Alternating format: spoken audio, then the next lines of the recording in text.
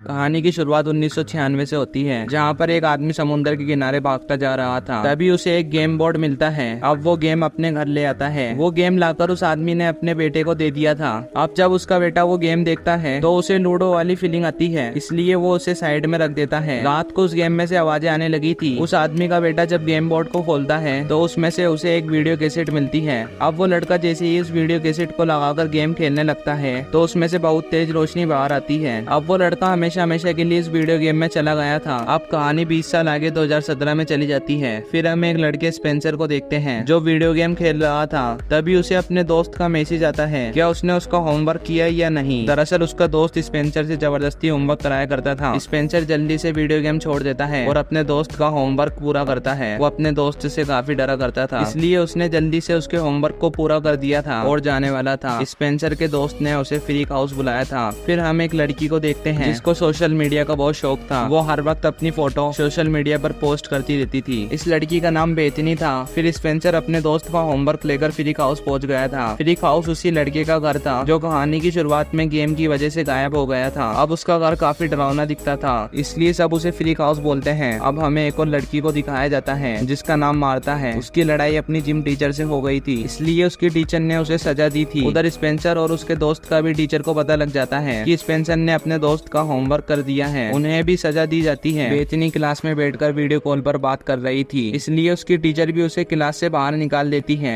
अब इन चारों को स्कूल के बेसमेंट में भेज दिया जाता है। इनकी सजा ये थी कि इन्हें मिलकर पुराने पेपर की स्टेपलर पिन को खोलना था। ये चारों सारा दिन ऐसे गुजारना नहीं चाहते थे। तभी इन्हें वही वीडियो गेम मिलता है। शायद उस आदमी ने अपने बेटे के गायब होने के बाद वो वीडियो गेम स्कूल में दे दिया था। ये चारों उस गेम को स्क्रीन से जोड़ते हैं। स्पेंसर और उसका दोस्त वीडियो गेम खेलने लगते हैं। वो बेथनी और मार्था को भी बुलाते हैं। अब ये चारों जब उस गेम को खेल रहे थे तभी अचानक से गेम बंद हो जाती है और ये चारों एक एक करके उस गेम के अंदर जाने लगते हैं। ये एक जंगल में पहुंच गए थे। गेम खेलने से पहले जो कैरेक्टर इन्होंने चुने थे ये उन्हीं कैरेक्टर में बदल गए थे। इन सब की अपनी अपनी खूबियां थी जो हमें आगे जाकर पता चलेगी। जब वो चारों एक दूसरे को देखते हैं तो वो हैरान हो जाते हैं। सब बदल गए थे। स्पेंसर जो कि पतला दुबला लड़का था वो एक ताकतवर आदमी बन गया था। वो सबको कहता है मैं स्पेंसर हूँ। मार्था जो कि एक सीधी सादी लड़की थी वो एक बहादुर लड़की बन चुकी थी। बेथनी जिसे फैशन करना और सोशल मीडिया का बहुत शौक था वो एक मोटे प्रोफेसर में बदल जाती है। स्पेंसर का दोस्त जो काफी लंबा था वो एक बायोलॉजिस्ट बन गया था। वो सभी एक दूसरे को देखकर काफी हैरान थे। बेथनी जब खुद को देखने पानी के पास जाती है तो उसे एक जानवर खा लेता है। फिर बेथनी थोड़ी देर बाद आसमान से नीचे गिरती है। अब ये चारों अपने हाथ पर 3 काली लाइंस को देखते हैं। इन्हें पता चलता है ये गेम में शामिल हो गए हैं और इनके पास 3 चांस हैं। अब वो जानवर फिर से इन पर हमला करता है। जैसा कि बेथनी को उस जानवर ने खाया वो फिर से जिंदा हो गई। अब उसके पास 2 चांस बचे थे। ये चारों उस जानवर से बचने के लिए बहुत भागते हैं। तभी वहाँ पर एक आदमी गाड़ी लेकर आ जाता है। वो इनको गाड़ी में बिठाकर अपने साथ ले जाता है। अब वो इनको जुमांजी गेम के बारे में बताता है जो कि इस मूवी का नाम भी है। वो इन चारों को वेलकम करता है जुमांजी गेम में। अब वो इनको गेम के बारे में बताता है। इस गेम में भी हर गेम की तरह एक विलन है जिसने यहाँ जंगल में जगुआर चीते की बनी हुई मूर्ति में से हीरे को निकाला था। इसके बाद सारा जंगल श्रापित हो गया और जंगल के सभी जानवर भी उसकी बात मानने लगे और उसने हीरे से सारी ताकतों को पा लिया। अब वो आदमी हीरा स्पेंसर को देता है और कहता है इस हीरे को मैंने उस विलन से चुरा लिया। तुम्हें इस हीरे को वापस उसी जगह पर जाकर रखना होगा और गेम खत्म होने से पहले जुमांजी खेना, तभी तुम इस गेम को खत्म कर पाओगे। और वो आदमी एक नक्शा देकर वहाँ से चला जाता है जिसमें लिखा हुआ था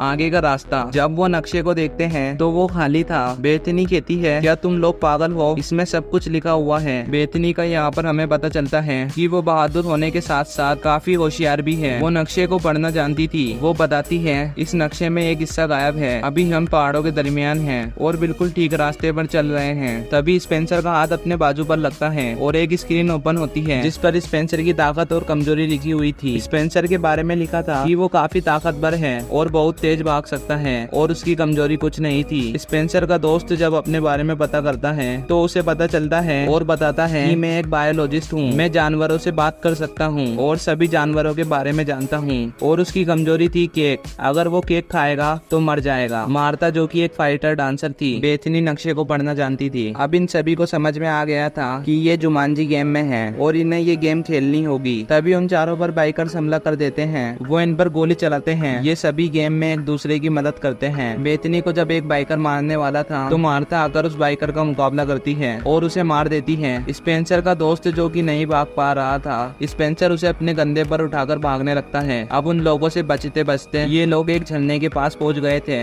इनके पास कूदने के अलावा कोई दूसरा रास्ता नहीं था। तभी मार्था को पता चलता है उसे गोली लग गई है, वो मर जाती है। फिर वो भी थोड़ी देर बाद आसमान से नीचे गिरती है। अब उसके पास भी 2 चांस बचे थे। इधर स्पेंसर का दोस्त उससे लड़ने लगता है और कहता है कि ना तुम इस गेम को खेलते ना हम आज इस मुसीबत में होते। स्पेंसर कहता है बकवास मत करो, मैंने अकेले इस गेम को नहीं खेला था। स्पेंसर का दोस्त जो हर वक्त उस पर खून चलाता और डराया करता था, वो आज भी ऐसा ही कर रहा था। और इस लड़ाई के दौरान वो स्पेंसर को धक्का दे देता है, जिससे स्पेंसर एक खाई में जाकर गिरता है, पर वो भी वापस से जिंदा हो जाता है। अब उसके पास भी 2 चांस ही बचे थे। जब स्पेंसर वापस आता है तो ये लोग एक दूसरे से कहते हैं ऐसे तो हम कभी इस गेम से बाहर नहीं निकल पाएंगे, हमें लड़ाई की बजाय इस गेम को अच्छे से खेलना होगा। ये चारों नक्शे के मुताबिक एक बाजार में पहुंच गए थे, जहाँ पर स्पेंसर का दोस्त गलती से केक खा लेता है क्योंकि उसे भूख लग रही थी और इसी वजह से उसकी मौत हो जाती है। फिर वो थोड़ी देर बाद जिंदा हो जाता है। जैसा कि हम जानते हैं सबके पास जिंदगी के 3 चांस हैं। उधर बाजार में इनके सामने एक बच्चा आता है और कहता है जुमांजी में आपका वेलकम। अब वो इन्हें एक कमरे के पास ले आया था और कहता है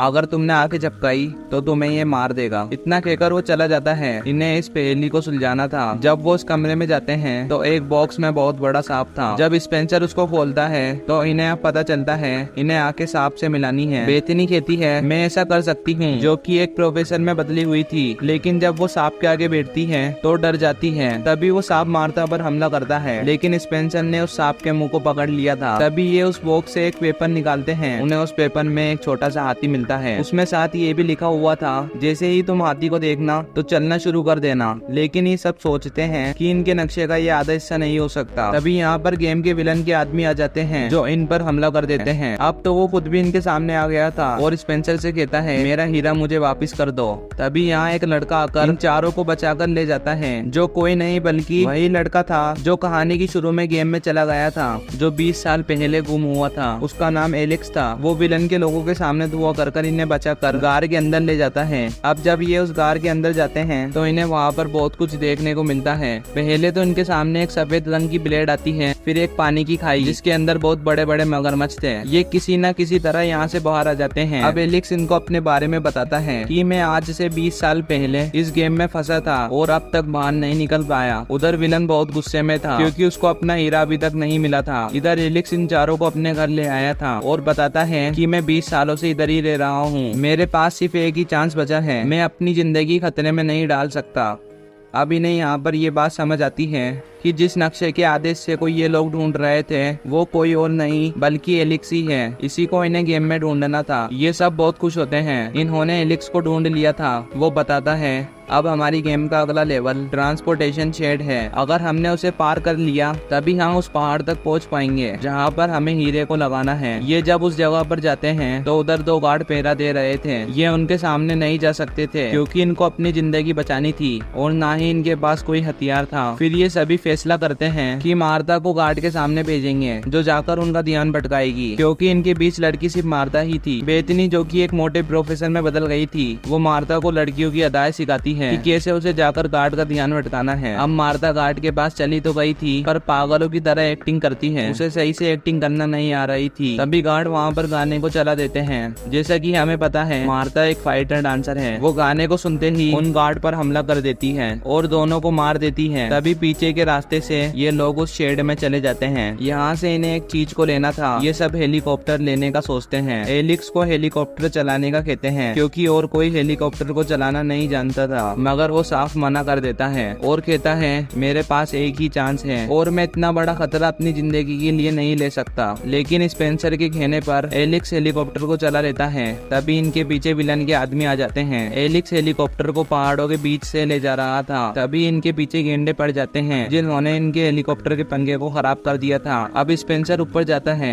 और किसी न किसी तरह पंखा ठीक कर देता है। एलिक्स जो कि हेलीकॉप्टर उड़ा रहा था, जब वो उसे ऊपर ले जाता है तो स्पेंसर के दोस्त को याद आता है कि हीरा उसके बैग से नीचे गिर गया है। अब सवाल ये था उसको लेने कौन जाएगा। उस हीरे के आसपास बहुत सारे जानवर थे। तभी स्पेंसर अपने दोस्त को धक्का दे देता है। सभी जानवर उसके दोस्त के पीछे पड़ जाते हैं। पीछे से स्पेंसर आकर उस हीरे को उठा लेता है। एलिक्स उसे बचा लेता है, लेकिन स्पेंसर के दोस्त को जानवर मार देते हैं। जब वो वापस से जिंदा होकर आसमान से नीचे गिरता है तो एलिक्स हेलीकॉप्टर को उल्टा कर देता है और तभी स्पेंसर अपने दोस्त का हाथ पकड़ लेता है और उसको बचा लेता है और ये पहाड़ पर पहुंच जाते हैं और बहुत खुश होते हैं। तभी एक मच्छर एलिक्स को काट जाता है जो उसकी कमजोरी थी। वो बेहोश हो जाता है। कोई नहीं जानता था कि एलिक्स को ऐसे छोड़कर आगे बढ़ना। तभी यहाँ पर बेथनी अपना एक चांस एलिक्स को दे देती है और एलिक्स जिंदा हो जाता है। अब ये लोग उस जगह पर पहुंच जाते हैं जिधर चीते की मूर्ति बनी हुई थी। ये सब यहाँ पर आ तो गए थे मगर आकर सोचते हैं कि इतना सब कुछ आसान नहीं हो सकता जितना हमें लग रहा है। कुछ ना कुछ तो गड़बड़ है। इनमें से स्पेंसर कहता है मैं जाऊंगा पहले इस रास्ते पर, मगर जब ये थोड़ा सा आगे बढ़ता है बहुत से जानवर इस पर हमला कर देते हैं। एक चीते ने स्पेंसर को मार दिया था। जब ये वापिस से जिंदा होकर आता है तो ये यहाँ पर अपने दोस्तों को बताता है कि रास्ता बहुत खतरनाक है, हम ऐसे ही एक रास्ते पर नहीं जा सकते। मेरे पास एक आइडिया है, हमें अलग अलग रास्ते पर चलना होगा। जब ये रास्ते पर चल रहे थे तो स्पेंसर के दोस्त को एक बड़ा हाथी मिलता है। उधर विलन ने बेथनी को पकड़ लिया था और स्पेंसर से कहता है जो हीरा तुम्हारे पास है वो मुझे दे दो वरना मैं इसे यहीं मार दूंगा। तभी पीछे से स्पेंसर का दोस्त आता है जिसके पास हीरा था। वो हाथी के ऊपर बैठा हुआ था। इधर बहुत से चीते उस पर हमला कर देते हैं। वो हीरा उसके हाथ से छूटकर ऊपर की तरफ गिर जाता है। विलन भी बेथनी को छोड़ देता है। मार्था यहाँ पर स्पेंसर से कहती है तुम ऊपर जाओ हीरा, मैं तुम्हें लाकर देती हूँ। अब स्पेंसर बाइक लेता है और उसने पहाड़ पर चढ़ना शुरू कर दिया था। वो अपनी बाइक को नहीं छोड़ता और बस चढ़ता जाता है। उधर मार्था जो हीरा लेने गई थी तो देखती है कि हीरा बहुत से सांप के बीच में पड़ा है। उधर विलन भी आ गया था। यहाँ पर मार्था जानबूझकर एक सांप के ऊपर पाँव रख देती है जिससे सांप ने उसे काट लिया था। जब वो अपनी नई जिंदगी लेकर वापस आती है तो हवा में उड़ती हुई हीरा स्पेंसर को दे देती है। उस हीरे को स्पेंसर ने चीते की मूर्ति में लगा दिया था मगर यहाँ पर कुछ भी नहीं होता। तभी सबको याद आता है कि ये गेम को तो खत्म करना था जुमांजी का नाम लेकर। अब सब जुमांजी चिल्लाने लगते हैं। इसके बाद उस जगह का श्राप खत्म हो जाता है। जंगल दोबारा से हरा भरा हो जाता है। गेम का विलन भी गायब हो गया था। जिसके बाद उन पांचों के पास वही आदमी आता है जो इन्हें गेम के शुरू में मिला था और कहता है आप लोगों का शुक्रिया, आपने हमारे जुमांजी जंगल को फिर से हरा भरा कर दिया। फिर वो सभी से एक एक करके हाथ मिलाता है जिससे सब के सब अपनी दुनिया में वापस पहुंच गए थे। फिर ये सभी उसी बेसमेंट वाली जगह में वापस पहुंच जाते हैं अपने अपने असली रूप में जहाँ से इन्होंने गेम को शुरू किया था। लेकिन वो देखते हैं उधर एलिक्स नहीं था। जब ये उसे ढूंढने जाते हैं तो एलिक्स का घर फ्रीक हाउस था।